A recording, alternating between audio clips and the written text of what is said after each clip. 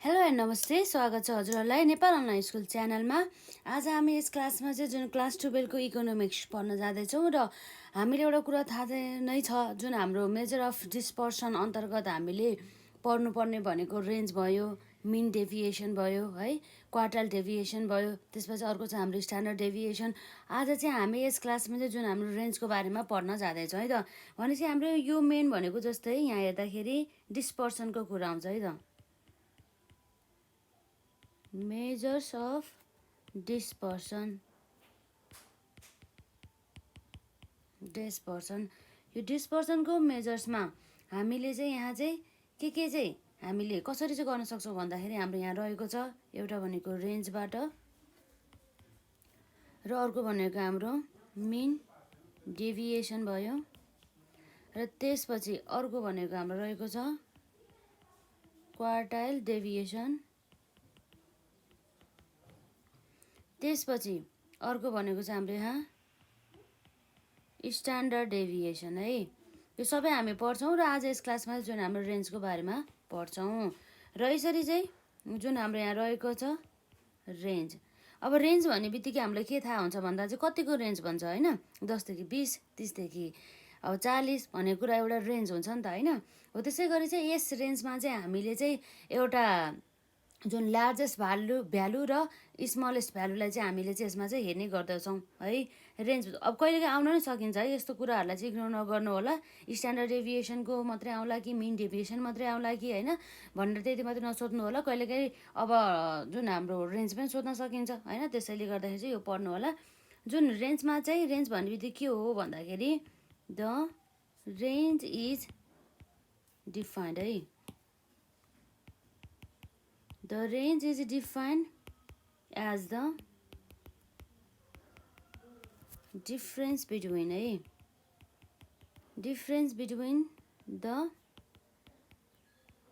largest and the हाम्रो के हो त भन्दाखेरि यसमा smallest observed values in के हो त हाम्रो डाटा सेट भन्ने कुरा रह्यो। यसले चाहिँ अब इन्टरभलहरू होइन लेन्थकोहरूको चाहिँ यसले चाहिँ के गर्ने गर्दछ त, यसले मेजर गर्ने काम गर्ने भयो। र अब हामी धेरै कुरा नगरिकन यसको फर्मुलातर्फ जाउँ है। रेन्जमा जसलाई हामीले आरले डिनोट गर्न सक्छौँ, यसमा आउने भयो हाम्रो भ्यालु अफ द लार्जेस्ट है त, value of the largest observation minus हाम्रो के भयो त value of the smallest observation है, जसलाई चाहिँ हामीले के भन्छौँ त्यसरी range are equals to largest भने चाहिँ हाम्रो value of the largest observation भन्ने चाहिँ हाम्रो एल आयो माइनस भ्यालु अफ द हाम्रो value of the smallest observation भन्यो भनेदेखि हाम्रो यस आयो। यो फर्मुलाबाट चाहिँ हामीले चाहिँ यहाँ हेर्न सक्छौँ र यसमा चाहिँ हाम्रो यहाँ है जुन हाम्रो इन्डिभिजुअल सिरिज र डिस्क्रिट सिरिजको लागि चाहिँ हाम्रो रेन्जहरू है यसरी हेर्दाखेरि जस्तै हामीलाई आउनुपर्ने एउटा फर्मुला नै भनौँ न, यो एउटा त आउनै परिहाल्यो है, जुन हाम्रो लार्जेस्ट माइनस स्मलेस्ट गरेर। र अब यसरी हेर्दाखेरि जुन हाम्रो range for individual series and हाम्रो डिस्क्रिट सिरिज है। अब जसमा चाहिँ हाम्रो यहाँ रहेको छ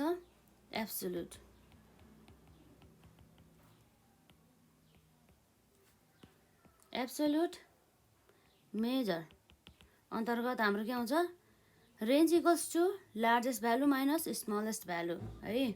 यसरी हुने भयो भनेदेखि र जुन हाम्रो यसरी जुन एउटा कुरा चाहिँ के हजुरहरूले याद गर्नुपर्छ भन्दा चाहिँ लार्जेस्ट र स्मलेस्ट भ्यालु त लिने, तर यसमा चाहिँ हामीले जुन फ्रिक्वेन्सीहरू दिएको हुन्छ नि, त्यो जुन भ्यालुहरूको चाहिँ कतिचोटि टाइम चाहिँ फ्रिक्वेन्सीहरू हुन्छ नि, हो त्यसलाई चाहिँ इग्नोर गर्नुपर्ने हुन्छ। यसमा चाहिँ यो चाहिँ के हो त हाम्रो फ्रिक्वेन्सी भनेको चाहिँ एउटा इन्डिपेन्डेन्ट भ्यालु हो, जसले चाहिँ रेन्ज निकाल्दाखेरि हामीले यसरी यसलाई मतलबै गर्नु भएन। फ्रिक्वेन्सी जतिसुकै दियोस् हाम्रो यो के हो त हाम्रो मतलब भएन है। त्यो कुराहरू चाहिँ रहेको छ यसमा, हामीले हेर्न सक्छौँ है। यो जुन हाम्रो के भयो त हामीले चाहिँ फ्रिक्वेन्सी जतिसुकै होस् त्यसलाई चाहिँ हामीले के गर्नु पर्यो इग्नोर गर्नुपर्छ है यो जुन फ्रिक्वेन्सी एफ हुन्छ त्यसलाई चाहिँ हामीले के भन्नु त यसलाई हामीले इग्नोर गर्नु पर्यो किनभने यो चाहिँ इन्डिपेन्डेन्ट यसको मतलबै भएन यसले कुनै पनि अफेक्ट नै गर्ने भएन भन्ने कुरा चाहिँ रहेको छ यसलाई हामी के भन्छौँ इन्डिपेन्डेन्ट भनेर चाहिँ भन्न सक्छौँ जसलाई चाहिँ हामीले के गर्नुपर्ने भयो इग्नोर गर्नुपर्ने भयो है इग्नोर गर्नुपर्ने भयो र अब अर्को भनेको हाम्रो यसमा के छ जुन एब्सोल्युट मेजर पछि अर्को आउँछ हाम्रो रिलेटिभ मेजर्समा चाहिँ हामीले निकाल्नु पर्ने भनेको कोफिसिएन्ट अफ द रेन्ज निकाल्नु पर्ने हुन्छ रिलेटिभ मेजर है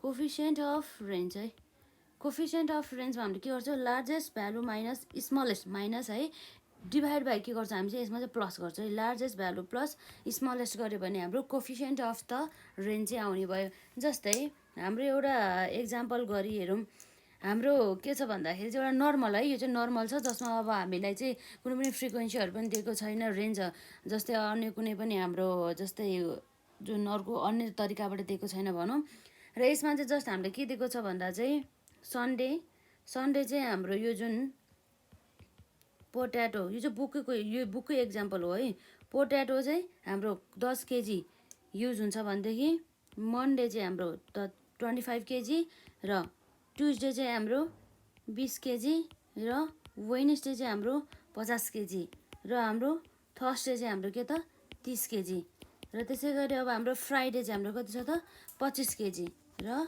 स्याटरडे चाहिँ यदि हाम्रो 45 केजी चाहिँ यदि पोट्याटो युज हुन्छ भनेदेखि यसमा चाहिँ हामीलाई के निकाल भनेको छ भन्दा चाहिँ रिक्वायर्डमा छ हाम्रो रेन्ज है त रेन्ज चाहिँ हामीले निकाल्नु पर्ने भयो अब यसमा हामीलाई थाहा हुनु पर्यो लार्जेस्ट भ्यालु जसलाई हामीले एल भन्छौँ लार्जेस्ट भ्यालु कुन हो त सबभन्दा ठुलो कुन छ त भ्यालु भन्दाखेरि 10 होइन 25 होइन सबभन्दा भ्यालु ठुलो भनेको हाम्रो 50 रहेको छ जसलाई हामीले 50 केजी भनेर लेख्न सक्छौँ र स्मलेस्ट भ्यालु कति हो त हाम्रो यसमा 10 केजी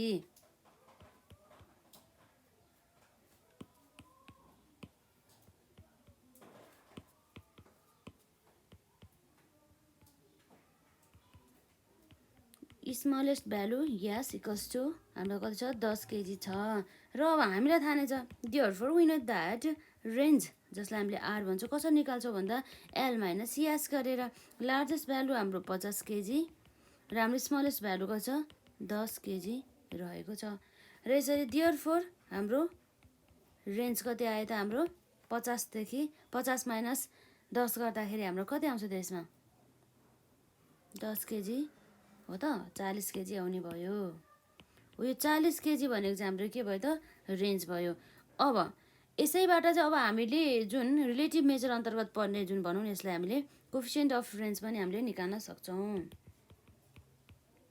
फर्मुला थाहा नै छ हैन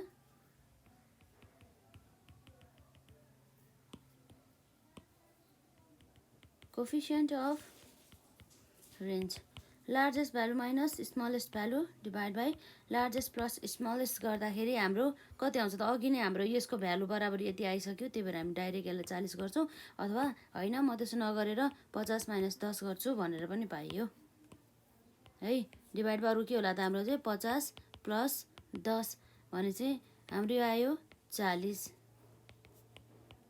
डिभाइड बाई के भयो त हाम्रो 60 अब यसलाई 0 काटौँ र अब 4 डिभाइड बाई 6 भने चाहिँ हाम्रो कति आउँछ त 0.66 बराबरको यसरी चाहिँ हाम्रो चाहिँ एउटा के आयो त कोफिसिएन्ट अफ द रेन्ज आयो र यो एउटा चाहिँ नर्मल क्वेसन भयो र अर्को हामीले यहाँ एक्जाम्पल हेर्नु पर्दा जस्तै कहिलेकाहीँ अब हामीले भन्यौँ नि अब फ्रिक्वेन्सीलाई हामीले के गर्नुपर्छ भन्यौँ यसमा इग्नोर गर्नुपर्छ भन्यौँ अब यो एउटा क्वेसनहरू जसमा चाहिँ फ्रिक्वेन्सी दिएको छ र अब हामीलाई यहाँ क्वेसनले के पनि भन्छ भन्दाखेरि find the range and the coefficient of range from the following data भन्ने कुरा भयो है र यसमा अब हाम्रो के आउँछ त्यसरी हेर्दाखेरि यक्स आयो, यक्स 10 छ, 20 छ, 30 छ, 40 छ, 50, 60 हो। यो चाहिँ अब हाम्रो कति एफ भनेपछि फ्रिक्वेन्सी भयो कतिचोटि भन्दा 10 दुईचोटि, अब 20 8 चोटि, 30 9 चोटि, अब 40 दुईचोटि र 50 3 चोटि र 60 एक चोटि। र अब एउटा कुरा के छ भन्दाखेरि हामीले यो जुन कन्सेप्ट पढ्दाखेरि चाहिँ भनिसकेका छौँ जसमा चाहिँ हाम्रो फ्रिक्वेन्सीले केही पनि मतलब गरेन। हामीलाई चाहिँ हुन त अब जुन 20 नै 8 चोटि दोहोरेको छ होइन, 30 नै 9 चोटि दोहोरिएको छ र जम्मा 60 मा एकचोटि छ भन्ने कुरा हुन्छ। यसले चाहिँ कुनै पनि मतलब राखेन। जस्ट हामीले चाहिँ सङ्ख्या कुन ठुलो हो त भ्यालुमा भन्दाखेरि चाहिँ हाम्रो 30 छ भन्दा सानो भयो, स्मलेस्ट भ्यालु भनेपछि अब हामीले सल्युसनमा आउँदाखेरि के गर्न सक्छौँ, स्मलेस्ट भ्यालु यस है, smallest value is equals to हाम्रो कति आउँछ त 10 र त्यसपछि लार्जेस्ट कति छ त भन्दा 60 है त। भनेपछि हाम्रो largest value L equals to हाम्रो कति हो 60 छ है। अब यति निकालेपछि हामीले यहाँ त के गर्न सक्छौँ भन्दाखेरि जस अन्तर्गत रेन्ज निकाल्न सक्छौँ कि सक्दैनौँ भन्दा सक्छौँ। हाम्रो सोधेको थियो find the range and the coefficient range from the following data भनेर चाहिँ। अब यसमा चाहिँ therefore we know that range are equals to L minus S भनेपछि हाम्रो लार्जेस्ट 60 माइनस स्मलेस्ट 10 गर्दाखेरि कति आयो 50 है। देयरफोर आर इक्वल्स टु हाम्रो 50 रहेछ, 50 को चाहिँ रेन्जमा रहेछ है भन्ने कुरा चाहिँ यसमा आयो। अब त्यसै गरी अब अर्को के आउँछ भन्दा कोफिसिएन्ट अफ रेन्जको कुरा आउँछ है। कोफिसिएन्ट अफ रेन्ज भनेर अब त्यो कसरी निकाल्ने भन्ने कुरा थाहा छ। L minus S divide by L plus S भनेपछि अब के छ 60 माइनस 10 डिभाइड बाई 60 प्लस 10 भनेपछि हाम्रो कति आउँछ 50 डिभाइड बाई 70। अब कति आउँछ त 50 डिभाइड बाई 70 गर्दा हाम्रो आउँछ 0.71 है। भन्छ देयरफोर कोफिसिएन्ट अफ रेन्ज है, कोफिसिएन्ट अफ रेन्ज चाहिँ हाम्रो कति रहेछ त 0.71 रहेछ भन्ने कुरा भयो र रेन्ज चाहिँ हाम्रो कति रहेछ त 50। जब हाम्रो फ्रिक्वेन्सी जतिसुकै होस् हामीलाई क्वेसनले कहिलेकाहीँ फ्रिक्वेन्सी दिएर झुकाउन थाल्ला होइन, त्यस्तो अवस्थामा चाहिँ नझुकिनु होला है। यो चाहिँ अब हाम्रो नर्मल कुराहरू भयो। अब कहिलेकाहीँ अर्को तरिकाबाट पनि हामीलाई सोध्न सकिन्छ होइन। त्यस्तो अवस्थामा चाहिँ कसरी निकाल्ने भन्ने कुराहरू पनि हामीले हेर्नुपर्ने हुन्छ। जस्तै लिमिटहरू दिया हुन्छ नि, अप्पर लिमिट र लोवर लिमिटको कुरा आउँछ यसमा। जस्तै अर्को एउटा क्वेसन्स हेर्नुपर्दा जस्तै हामीलाई के सोध्न सकिन्छ भन्दा चाहिँ जस्तै हामीलाई यहाँ मार्क्स दिएको छ है, जस्तै मार्क्स भयो र यहाँ चाहिँ हाम्रो के छ त नम्बर अफ स्टुडेन्ट दिएको छ अरे र यसमा चाहिँ हाम्रो हेर्दाखेरि 5 देखि 15 सम्म हाम्रो 2 र 15 देखि 25 सम्म हाम्रो 3 र 25 देखि 35 सम्म हाम्रो 7 र त्यसै गरी 35 देखि 45 सम्म हाम्रो 8 र हाम्रो 45 देखि 55 सम्म चाहिँ कति 2 भनेर यसरी दिएको हुन्छ। अब कसरी चाहिँ निकाल्ने त अब हाम्रो सबभन्दा म्याक्सिमम के हो के अरे अब लार्जेस्ट भ्यालु कुन हो स्मलेस्ट भ्यालु कुन हो भनेर चाहिँ हामीले यसमा हेर्ने भन्दा पनि यसमा चाहिँ अप्पर लिमिट है र त्यसै गरी हाम्रो चाहिँ लोवर लिमिट चाहिँ हामीले लिनुपर्ने हुन्छ। हाम्रो सबभन्दा यसमा चाहिँ अप्पर लिमिट भनेको सबभन्दा माथिको लिमिट के हो त हाम्रो 55 सम्म मात्रै छ नि त होइन। अनि अर्को लोवर भनेको कति हो त हाम्रो 5 हो। यो त हाम्रो बिचको कुरा आउँछ यो सबै। भने चाहिँ यस्तोमा चाहिँ हामीले कसरी लिने भन्दा यसलाई हामीले अप्पर लिमिट के अरे हाम्रो जुन लोवर लिमिट भन्छौँ यसलाई हामी के भन्छौँ अप्पर लिमिट भन्छौँ। देयरफोर अब यसैमा पनि अब कसरी रेन्ज निकाल्ने त यसरी डाटा दिएको बेलामा क्वेसनले भन्दाखेरि चाहिँ हाम्रो यहाँ आउँछ अप्पर लिमिट भनेर जसलाई चाहिँ हामीले के गर्न सक्छौँ एलले डिनोट गर्न सक्छौँ। कति छ हाम्रो यसमा यो रहेको छ 55 55 र अर्को रहेको छ हाम्रो लोवर लिमिट जसलाई हामीले के भन्न सक्छौँ त स्मलेस्ट भ्यालु होइन यस भनेर चाहिँ भन्न सक्छौँ। कति छ हाम्रो जम्मा 5 छ। अब यति आइसकेपछि अब हाम्रो रेन्ज त आइहाल्यो होइन। अप्पर लिमिटलाई हामीले यल भन्यौँ र लोवर लिमिटलाई हामीले यल भन्यौँ है। यस भन्यो भनेदेखि रेन्ज आर भनेपछि एल माइनस यस गर्दा कति आयो त हाम्रो 55 माइनस 5 आयो भनेदेखि यो भनेको 50 भनेको हाम्रो रेन्ज रहेछ। यसैमा अब हामीले के निकाल्न सक्यो त हाम्रो कोफिसिएन्ट है, कोफिसिएन्ट अफ रेन्ज निकाल्न सक्यौँ। कोफिसिएन्ट अफ हामीले यसलाई के भन्छौँ रेन्ज भनेर है। यसमा चाहिँ अब हाम्रो के आउँछ L minus S divide by L plus S भनेपछि यल माइनस यस भनेपछि 55 minus 5 divide by L plus S भनेपछि 55 प्लस 5 भनेपछि अब हाम्रो कति आउँछ 50 डिभाइड बाई 60 है। कति आयो हाम्रो 50 डिभाइड बाई 60 होइन त। यसरी चाहिँ हाम्रो चाहिँ यसबाट जति आउँछ नि 5/6 गरेर जति आउँछ यो भनेको हाम्रो के भयो त जुन हाम्रो कोफिसिएन्ट अफ रेन्ज भयो। यसरी चाहिँ 3 तरिकाबाट हामीलाई चाहिँ जुन एक्जाममा चाहिँ सोध्न सक्ने चान्स धेरै रहेको छ। कोफिसिएन्टहरू दिएको बेलामा चाहिँ नझुक्किनु होला। र यो जुन हाम्रो रेन्जको चाहिँ अनि फाइदा र बेफाइदाहरू रहेको छ त्यो थ्योरीको पार्ट हो, त्यो हजुरहरू आफैले हेर्नु होला। र यसरी हामीले 3वटा जुन एक्जाममा सोध्न सक्ने सम्भावित क्वेसनको तरिकाबाट हामीले हेरिसकेका छौँ।